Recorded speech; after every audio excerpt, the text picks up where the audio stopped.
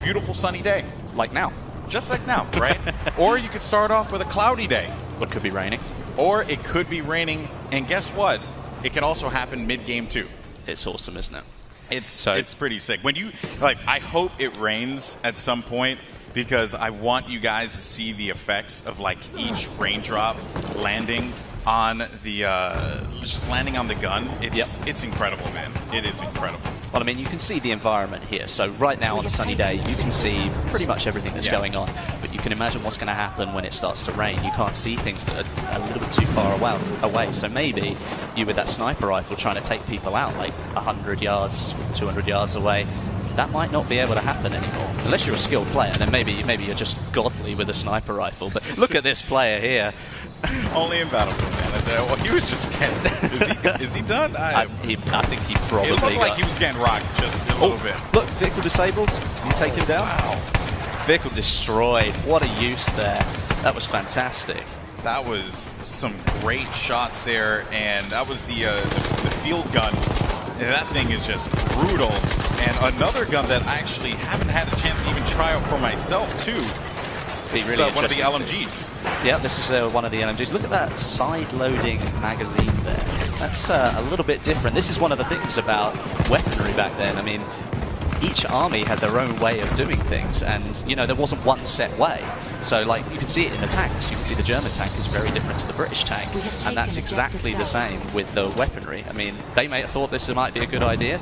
Other armies didn't think so. Yeah, what's really cool is that it's a balance of the testing of what we saw in World War I, the weaponry that we saw being tested in that time period, as well as what was actually used, Correct. So there's a lot of cool, different kind of gameplay elements there, all in the interest, most importantly, of fun gameplay, right? Which this game certainly is. And look at that stare. The death stare right into the camera. He's intent on winning. The team needs this time. Team needs. All right. Well, let's see. Hopefully they could pull out the W here. Well, obviously we've seen a lot of weapons here so far. We've seen gadgets and things, but maybe people don't know all the weapons that are on offer. So, first of all, you've got semi-automatic rifles. You've also got SMGs, LMGs, shotguns, sniper rifles, and you've got some pistols in there as well. So there's a full set of weaponry, just like you'd expect from a Battlefield game. Yeah, we were talking about it before just a little bit. The gadgets, you're going to see anti-vehicle grenades for the assault, trip mines for the support, as well as ammo bags for the support. Correct. You're also going to see the medic bag and the revived syringe, which you may have caught a couple times in some of the videos for the medic position. And then you have the signal flare, which spots enemies for the sniper. That's quite exciting stuff. And then the rocket gun for the assault. Now, we haven't seen rocket gun be used just yet, but essentially what it is, it's exactly as it sounds. Yeah, it really is. It's a rocket gun, but in order for you to fire it, you have to go prone. Or you can set it up behind cover, and then you can use it as a resting point, and then you fire it.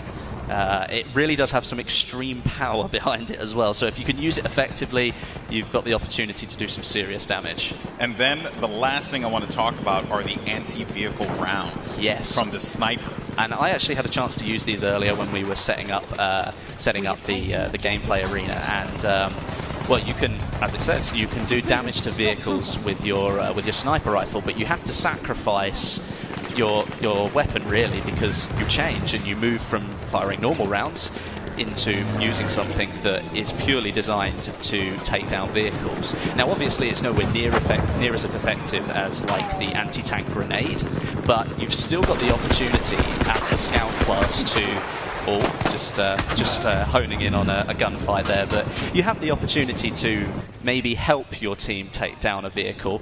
You could take it down if it had a little health left, but you still feel like you've actually got a chance in that fight between you, just one infantry player, and a massive tank.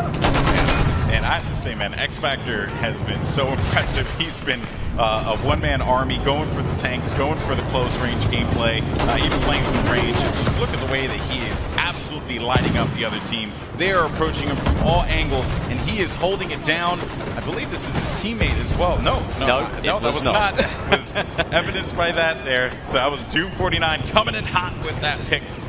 Good stuff by Doom there. Yeah, definitely. I mean, look at all the concentration here. All of it going straight into the game.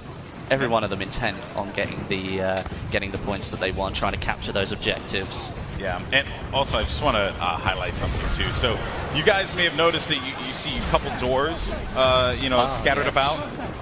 And here's the good news. There's this really cool and a good revive there. Nice. Fantastic. Nice to see. That was going to be Matt there with that revive. So I just want to note one of the coolest things that they added in Battlefield 1 is the charge through a door. So you close the door, you think to yourself, man, I have security. I feel good, Westy. I'm protected. No, you are not protected, my friend, because I can charge right through that door and say, here's Johnny. It's awesome. I love it. You don't have to stop at the door anymore, which is actually a limitation of some of the older games where you had to wait for the pop-up to come up, and then you could open the door again. You could, of course, blow the door off and then not have that option, but now you've got literally just charge straight through it, full speed, and you don't have to slow down, and the enemy doesn't have that chance to get away anymore. Great shots there. A little bit of a bombing run. Oh, nice. Not bad, not bad. And again, they have so many great players here, from guys who come from the Battlefield community, popular content creators, and of course our celebrities that are here playing today. So you're seeing just a diverse mix of skill here. But what's really cool and always impresses me is air gameplay, man. Because I can't control a plane to save my life. It is like the saddest thing. Someone watched my stream. I remember one time I hopped into a jet, and then the jet blew up the second I got inside of the jet. I don't even know what I did. I have no idea. I did it. I said I committed. I took myself up. Wesley, please. I don't know what to do here, man. Well, looking at this, I mean, we were looking actually at a semi-automatic rifle there, and you have to load every single bullet. So, you've got to be really careful. If an enemy's sort of hanging around, maybe you don't want to fully load all of those bullets, and maybe you want to switch to your sidearm. Might be a little bit more helpful in that situation. Yeah, and the sidearms, too, they have a lot of kick to them as well. Definitely. In previous Battlefields, I would be able to whip up a sidearm and get some reasonable shots at a distance. This time around, though, not the same thing. That gun has a lot of kick to it, as do a lot of the weapons in this game. They have a lot of kick.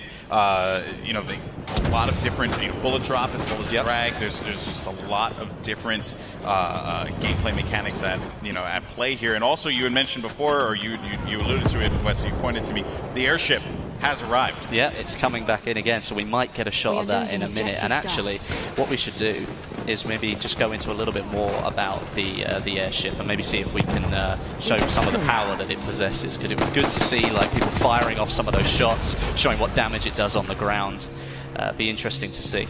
Feels bad, man. No, he's typing. Here it comes. Bad, man. Here it comes. It's great.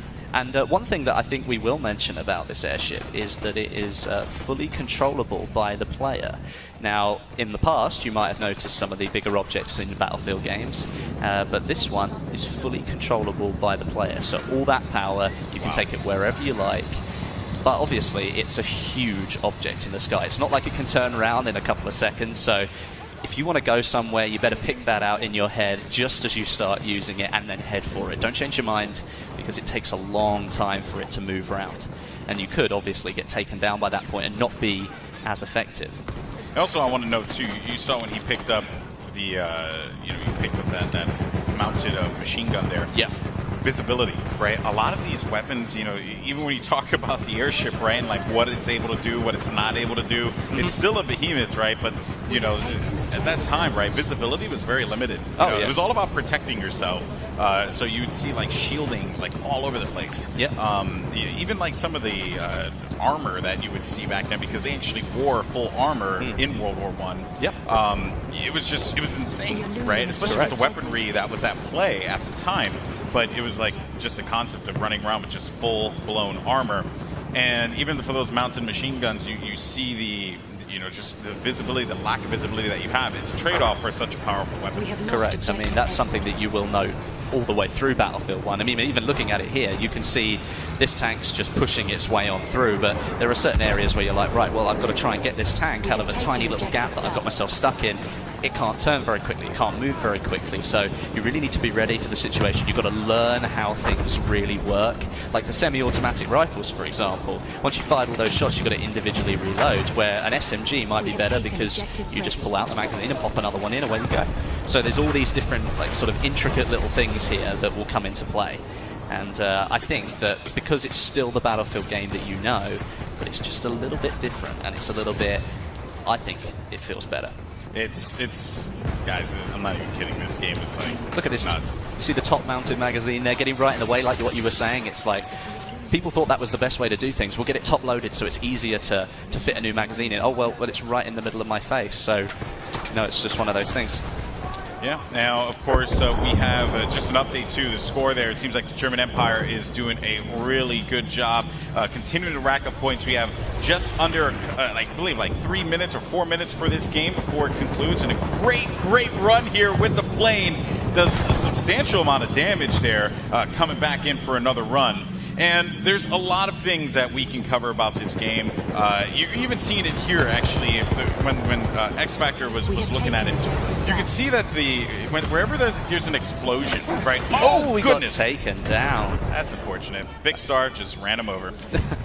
So, one thing to note, when a tank, explodes, right? When you shoot a shell into the ground, that ground now actually changes shape, right? It's fully deforming. Like you can just lower the ground a little bit to give yourself just a tad bit more cover. And now we're starting to see the rain come into play. So it started off as a beautiful sunny day in St. Quentin Scar, and now it's raining. Oh, but rain is beautiful in this game. Well, I mean, like we were saying, this changes visibility, and for people like pilots in the sky, even you're having to drive through rain now. Maybe you haven't quite got the visibility on that other plane that you were looking to try and take down. Perhaps you need to change up your tactics, try and take people down on the ground instead. Here comes the rain, folks, and look at that sight. It's absolutely beautiful. I mean, look at all the background imagery as well. Look how far you can see. You can really see like the battle beyond what you're playing is going on in there as well. That's actually pretty cool. That was a good shot. Way to go, production team. Good job. Good job. The airship doesn't appear to have been damaged all that much. And again, it's the British Army that have got it. So they're doing quite a bit of damage. As a matter of fact, you see those gondolas there, right?